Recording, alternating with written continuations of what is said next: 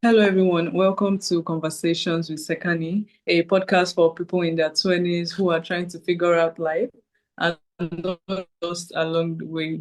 Today's guest is Phyllis Leavitt, a psychotherapist, author, and speaker with more than 3 decades of experience helping individuals and families heal from trauma, abuse, and dysfunctional relationship patterns. Phyllis earned a master's degree in psychology and counseling from Antioch University and spent 34 years working as a therapist with children, couples, families, and individuals. Her work has focused deeply on the long-term effect of trauma and the powerful connection between emotional healing and spiritual growth. She is the author of A Light in the Darkness, Into the Fire, and her newest book, America in Therapy, a new approach to hope and healing for a nation in crisis, where she explores how the principle of psychological healing might help address the division, conflicts, and emotional pain we are seeing in society today. After retiring from clinical practice, Phyllis now focuses on writing and speaking, sharing insights from both a professional experience and healing journey. Please welcome to Conversations with Sekani. It's a pleasure to have you here. Thank you so much for having me. I really appreciate speaking with you today and your audience. Thank you. All right. So yeah, I want us to start from the beginning, right? A lifetime in therapy. So you spent over 30 years working as a psychotherapist. So what pattern did you consistently see in people who were trying to heal from trauma? I'm sorry, what was the question? What was what that I consistently saw? What was the what? Okay, what pattern did you Oh, pattern. consistently Yeah. see in people who were trying to heal from trauma? Yeah.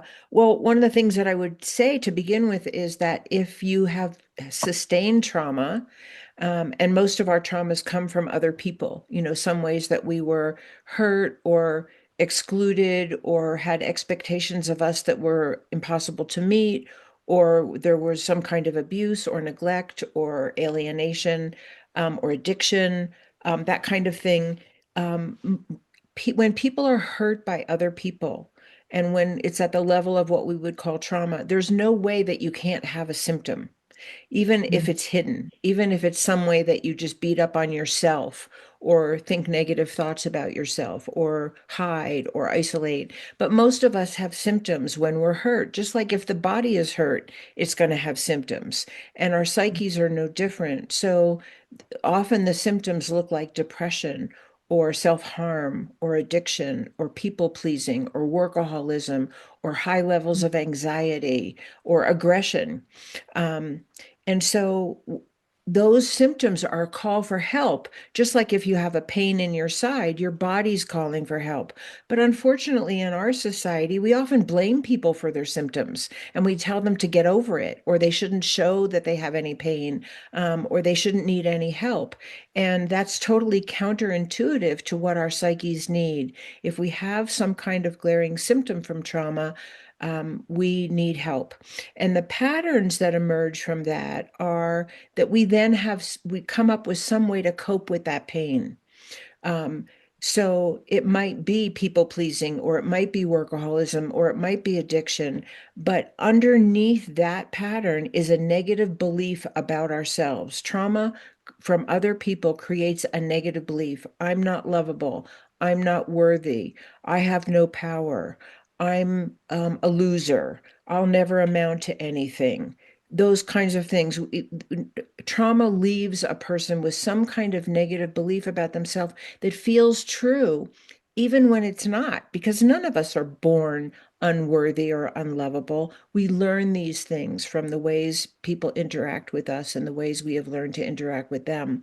So, part of the therapy process is to undo that whole structure, get to the root of the trauma, uncover the negative beliefs that have been generating negative coping mechanisms. And when we have a chance to heal in a safe place, we can make other decisions about how to live our lives and cope with the stresses that we all have. That was a long Wow. answer. Sorry. No, it's fine. It's very like detailed, right? And ex very explanatory. So I love answers like that, actually. And yes, finding out that symptoms are like call for help, right? It's Right. a sign that okay, this person needs help. That's actually, because like you said, people don't treat it that way. They just see it as a problem. They don't look beyond those symptoms and think like, oh, this person needs help. So yeah, I want us to talk about like healing from dysfunctional family dynamics, right? That's also one kind of like a whole lot of trauma on its own, right? Yes. So, yeah, Yes. many young adults, they carry emotional patterns from childhood. What are some Right. signs that those early experiences are still shaping our behaviors today? Yeah, I think some of the signs, I think our families are in trouble here in America. Not everyone. Some people live in perfectly wonderful, secure, loving homes, but many people don't. And many people live in homes or are being raised by people who themselves have been traumatized and never got a chance to have any help or rescue, and who may still be experiencing trauma in society at large from discrimination or poverty or religious persecution or issues of discrimination around their gender identity. So many of the traumas are ongoing. They're not just in our early conditioning. Um, so what happens for young people is we learn how to cope in our families. If people fight and rage and hit each other, that's kind of what you've learned about how people deal with conflict. And one of the biggest issues in families today is that we don't teach people and help people handle conflict constructively. We will never all agree, but we don't have to fight. We don't have to beat each other. We don't have to ostracize people. We can learn the skills of sitting down at the table and actually talking to one another and trying to work things out. And we don't have that role modeled in our society in a lot of places, as well as in our communities and in many homes where people have grown up with dysfunction and never had a chance to heal. So, um, so what young people are up against, I think today in America, I can say, and I don't know all the what happens in every other country, and I know there's a lot of disturbance around the world, is that people feel isolated and alienated. Especially if you don't have a solid home life, you're looking for that connection and that sense of belonging and that sense of being valued somewhere. And if you can't find it in a healthy place, you're going to find it wherever it exists. And it might be with the group of kids that are, doing a lot of drugs or acting out or whatever, because you're just looking for a place to belong. And so, it's up to us to help our families to provide that safe place to belong, and our communities and our governments, so that people can actually flower and become their full potential in the world and not be run by their defenses against pain and exclusion. Wow. Okay. All right. Why I love this is because most times when I talk to guests about, trauma, they say things like one of the steps to healing trauma is just to join like a community, right? But in a more realistic world, let's take for instance my country, Nigeria, some people are alone. When I mean alone, they have no one to talk to, right? So who we can look up to now are like the government, but then they don't provide those things. So I like what you're doing because now you're actually targeting people who have no families, right, to look up to. You're targeting now we can look up to the government or any other community at all, which is it's good, right? It focuses on people who really need this help, right? Because you said that if they don't, they would start looking for, help in places that doesn't even isn't even good for them. Maybe those that do drugs. But as long as they find peace, they go for it. So Right, yeah, right, right. exactly. And I think I just think we need so much compassion for each other.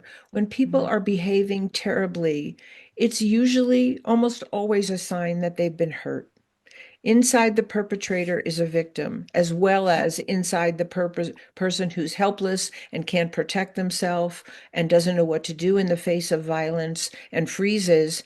They're both victims. And we don't understand that on a large social level.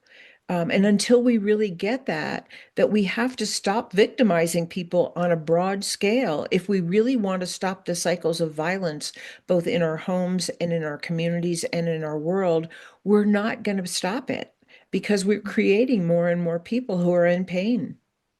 So, yeah. Thank you so much for that one, actually. And yes, I want us to talk about the path to healing, right? Because healing is like very important in today's world. And yeah, Yeah. for someone who realizes that they have unresolved trauma, what does the healing journey actually look like? Yeah. Well, I'm going to say a little bit about what the healing journey looks like if you have access to help. And then we can talk about if you don't have access to help.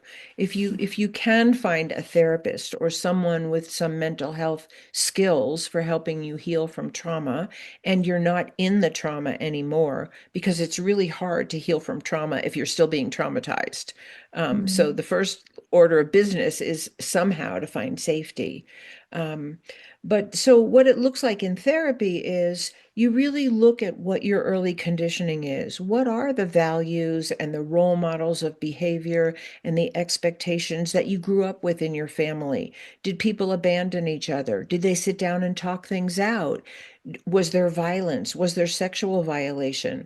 What were there unrealistic expectations? Were there good boundaries or no boundaries? How was conflict handled? So you look at the whole history. Were there any traumatic events? Did someone that you were close to die? Were you close to your mother and father? Did they care for each other and were they loving or were they always fighting? So we look at all these conditioning agents and we look at what did your psyche make of all that? What did you decide about who you were?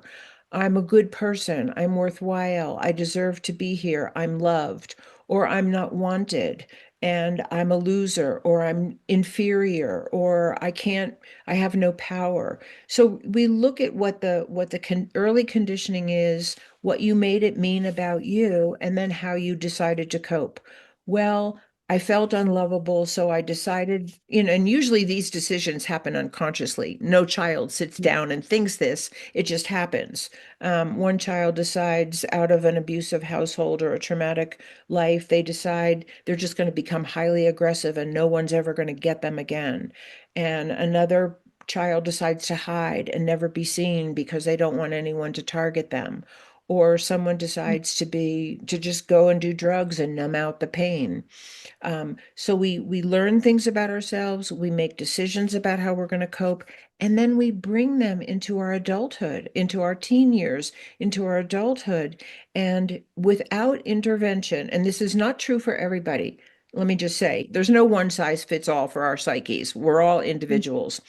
But there are patterns that we've identified in psychotherapy and in psychology that help people understand themselves. So if you're feeling really helpless, you weren't born helpless, you learned to be helpless. If you're feeling really unlovable, you weren't born unlovable, you learned that from other people. If you're feeling like you just have to fight all the time, you didn't come out of the womb with boxing gloves on. Something happened to you that made you feel like you had to defend yourself all the time. So these are things to understand. And in therapy, then we reach down into the roots of what happened. We help heal that inner child, is what we call it, the child that took on these negative beliefs and these dysfunctional coping mechanisms. And we do that in a space where the therapist plays a very important role. It's someone who's not judging you. It's someone who actually cares that you heal, and it's someone who has skills to help you reinterpret what happened.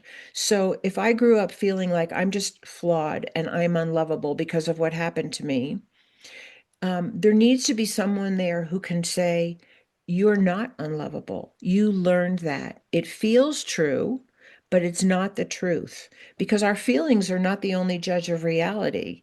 Um, And there's no person who's born into this world unlovable. But most of us don't learn that. We learn whatever we take in from the world around us.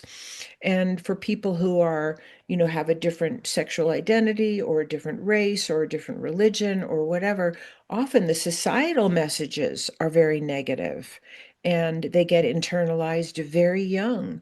And that needs to be undone. And of course, this is a monumental job in a world where these things are still going on. But who do we have to start with? Ourselves, right? And if one person can get that there's nothing wrong with them, that they're a lovable, worthy, valuable human being, just like everybody else, they can bring that to the world around them. So healing can have a ripple effect. Even if it feels for many of us like, oh my God, the world problems are so huge, what can I do? But we can all make a difference. Wow. So yeah, healing means, okay, that means when I'm trying to heal, I know that, okay, I'm accepting some certain things, I'm trying to change, and also knowing that I am lovable and I can make a difference in the world. Right. Okay. And when people get a chance to Right. know that and heal those wounds, when people get a chance to do that, then they actually have different coping mechanisms. If I really know I'm lovable, I don't need to hide anymore, or I don't need to fight anymore, or maybe I don't need to drink anymore. So that kind of healing actually changes the way we cope. And I've seen this over and over again with people that I've worked with and with myself. And for Mhm. people who don't have access to help, like, many people can't go see a therapist. Either they can't afford it or there's no therapy around or whatever. So, in that case, I would say seek safety wherever you can find it. Maybe you don't have to have 10 friends. Pick the two people that actually really like you and that there's a mutual caring and valuing going back and forth rather than maybe the people you feel like you have to please in order to belong. Um, the other big thing that's really important, if you don't have access, and some of these things go along even if you do have access to therapy, but follow what you love. If you love nature, spend time in nature. If you love animals, be with animals. If you love art, do your art, your music, your painting, your dance. Follow what calls to you because that's a way to connect with that beautiful essence, even if you don't have a chance to heal from trauma. Go for what you love, go for people that are safe. Try to find community that's safe. But in any case, you know, follow what you feel called to within as much as you possibly can. Mhm. All right. Well, thank you so much for that one, actually. Right. And yeah, I want us to talk about like psychology and spiritual growth. So Hmm. I feel like also spiritual growth can also, affect our healing journey. When I mean affect, like positively, it could help heal faster. So, Right, your right. work often like explores the connection between psychological healing and spiritual development. So how does these two areas, support each other? Yeah. Well, I think, spirituality means a lot of different things to different people. And for some people, it means religion. So for me, and I have nothing against religion, especially if it's a loving, kind, religion Yeah. that doesn't focus on hell and damnation, because I don't personally believe in that. And I can only tell you what I believe in. Mm. For me, spirituality is many things that you could describe differently, but I'll sort of say a number of things and maybe different people will relate to them. I think it's feeling your own connection to a divine sense of love and care. It can be it can be a deep connection to Mother Nature and Earth. But it always involves, for me, and I'll just say for me, it always involves non-judgment. It's not whether I'm good or bad. I have to live up to some expectation. God says I can only eat this or that. For me, those are prescriptions that our own egos and personalities put on the idea of divine. if that makes sense. So one of the Mm, things that's difficult is that many people who were brought up in very rigid or abusive or hurtful kinds of situations and households tend to believe in a very judgmental, punishing God. mm, For me, that's not spirituality. For me, that's where psychology and religion or spirit intersect in an unhealthy way. So for me, spirituality is a connection to our divine essence, our beauty, our innocence, our creativity, our love, our generosity, our sharing. And and for me personally, I had experiences when I was very young of feeling that divine presence, even in the midst of some of the darkness of the traumas of my life. There were moments when I felt that divine presence and that divine love, and that gave me the impulse, more of an impulse to heal. So I think in that way, spirituality can be a helpful motivation to heal even more so that we can connect more to that love and connect more to the way our own uniqueness was designed to express that love in the world of other people or nature or animals or art. Um, so that's what I would say to begin with. And then for me, I really got when I really tuned into that place inside, whatever you call it, whether you call it a connection to God or your own soul or your heart or your essence, there can be guidance coming from that place when you really tune into that, let's just say that place of purity in your own heart, let's just say, or your essence, there can be guidance about, is this situation good for me? Is that person healthy for me? What should I do in this situation at my job? So we have a source of inner guidance that is available if we know how to open up that space inside and heal the wounds that keep us from connecting to it. Because many people and many young people, and I know you talk to young people, many young people, and it was the same for me when I was young, we're not taught to listen to ourselves. We're taught to listen to other people and obey them, or think that they're right and we don't know. And of course, there's a place for learning from other people and being respectful to your parents and listening to what your boss expects of you and those kind of things. But we also have an inner intuitive sense that many of us have learned to doubt. And I know that I experienced this when I was young. Like sometimes I could sense that what a person was saying and what I was feeling from them were two different things. So they might be mm, saying what felt like the right words, but I didn't actually feel that they meant them. And we have that sense. And I would just say, learn to trust that. Learn to trust that. That's part of that healing process is learning to trust your own inner knowing. And again, of course, test it out in the outside world. We don't know everything. But when I look back in my own life about the things that I knew that I didn't allow myself to know, they were true. So, mm. Okay.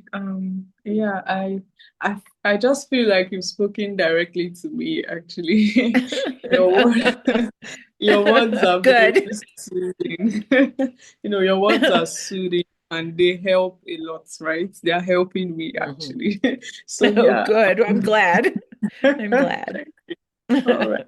So I want us to talk about, young people because my podcast is about young adults who are seeking to Right. gain clarity. Right. So I want us to talk about young people and emotional awareness. Right. So many young people today, they are more open about mental health. Right.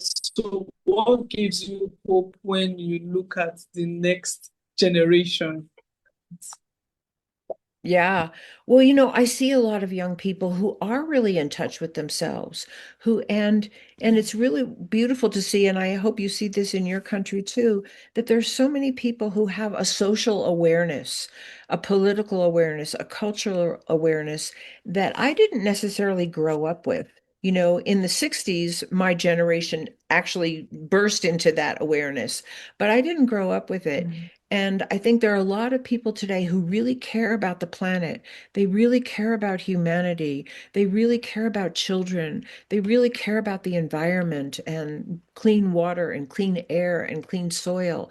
And they're activists for the good of the collective as well as for themselves.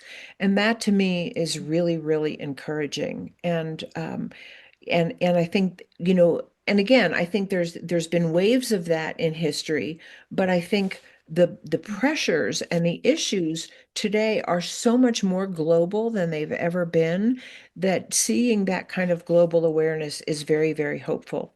And there's a lot of young people who are really in touch with themselves, and they do have a good moral fiber within themselves, regardless of what the circumstances are around them. So I think all of these things are signs for help, and also that it is more acceptable to ask for help. Okay, so it's okay to know that it is acceptable to ask for help. Right.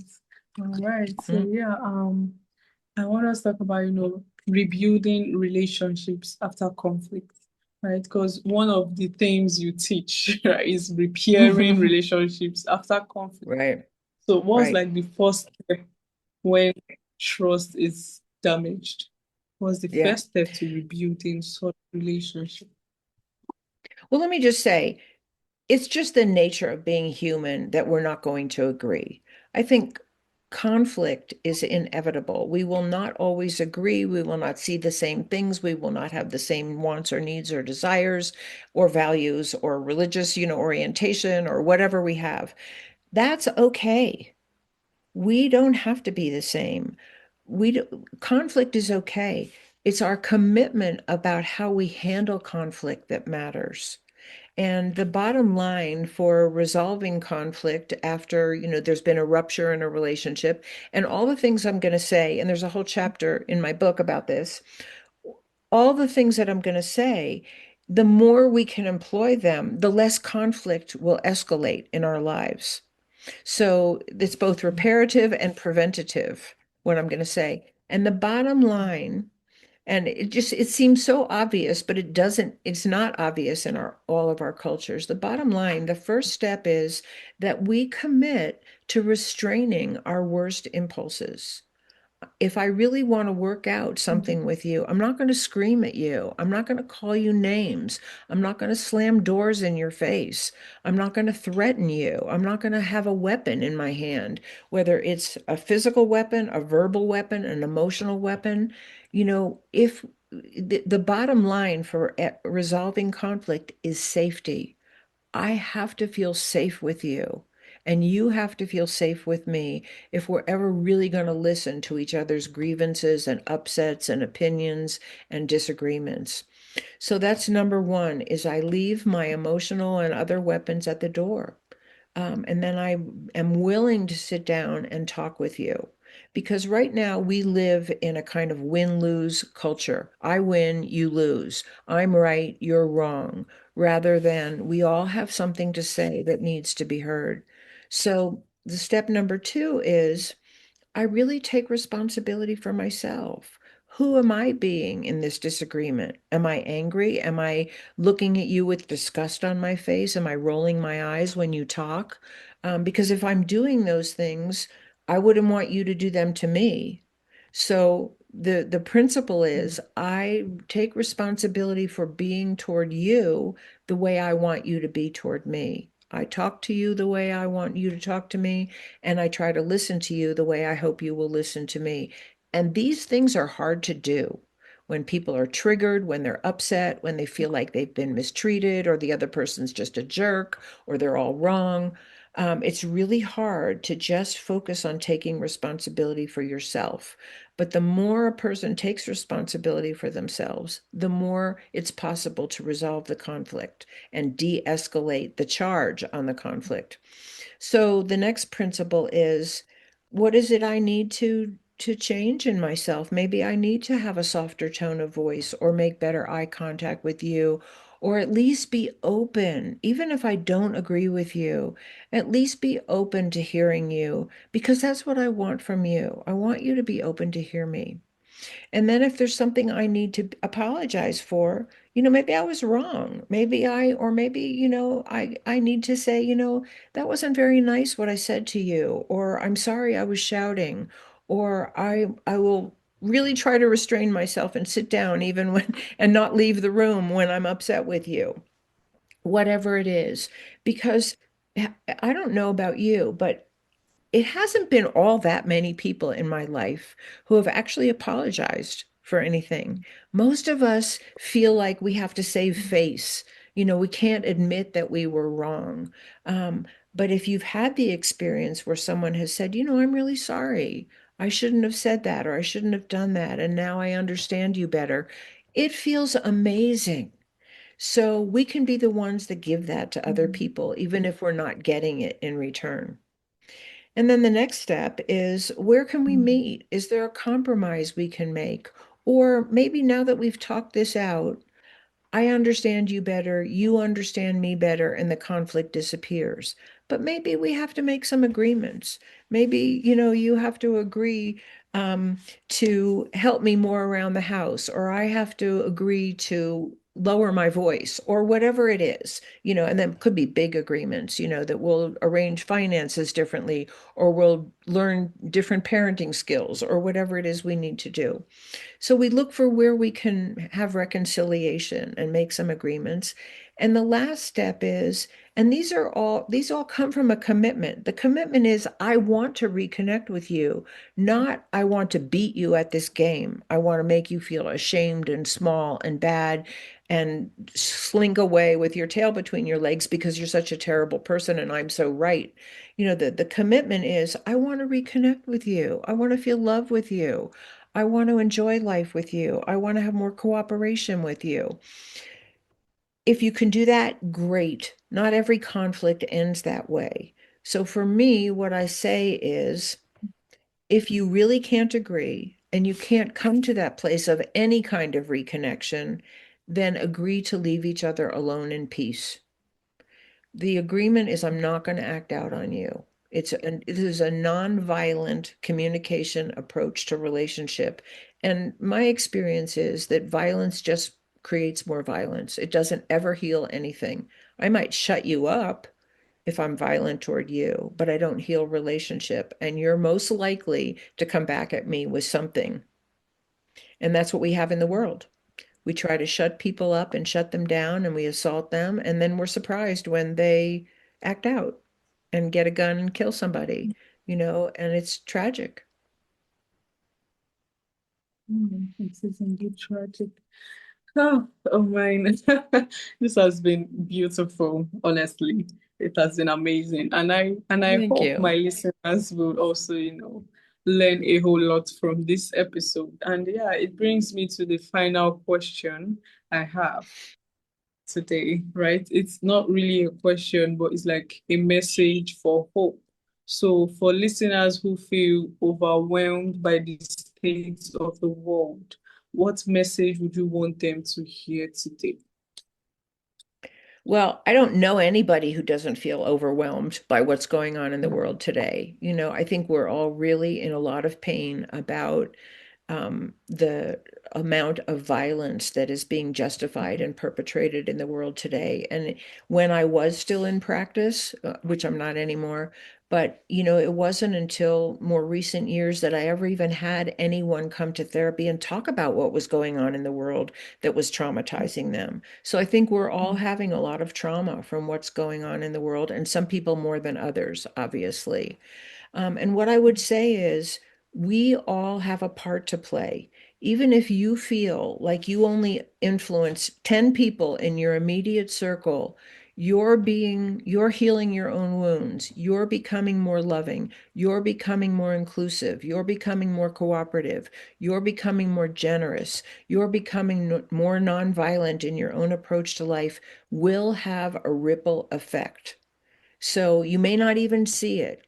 But I know when I go into a store, if someone is kind to me when I'm in the checkout line, I feel good. And so I try to give that back. And we don't know whose day we could make better just by smiling at them and saying hello rather than scowling or turning away. We don't know. We don't know if that person that we're saying hello to was just having a terrible day, and we lit them up with our little act of kindness. So no act of kindness is too small. No act of generosity is too small to make a difference. And if you have a calling, if you want to help clean up the water, if you want to work with inner city children, if you want to work in medicine and come up with a cure for some terrible disease, go do it, because we need all of us here. Well, thank you so Yeah. much. Yeah, thank you for sharing your experience, insights, and message of hope with us. And yeah, where can listeners get to know more about you and what you do? Yeah, well, there's my book in the background, American Therapy, and all of my books, A Light in the Darkness and Into the Fire and American Therapy, are all for sale from the major booksellers, Barnes and Noble, Amazon, and all the rest of them. You can go to my website, which is just my name, phyllisleavitt.com, and there's lots of information. There's more recordings of interviews on my website and blogs that I've written. You can contact me through my website. I'm on all the social media, Facebook, Instagram, LinkedIn, Twitter. I have lots of videos on YouTube. And I'm really happy if anyone wants to connect with me and ask me something or whatever. I'm happy to talk to people, and you can contact me through my website. Right. Okay. Thank you so much, Phyllis. And yeah, to my listeners, thanks for tuning in to Conversations with Sekani. If this episode sparked something in you, make sure to share to someone who you think might need this, and also subscribe so you don't miss out on new episodes. Thank you, Phyllis. This has been amazing, actually. Thank you. Thank Yeah. you. Thank you. You're amazing. And thank you for Oh, everything you're doing. Thank you for thank what you're you. doing to help people. Thank Thank you. you so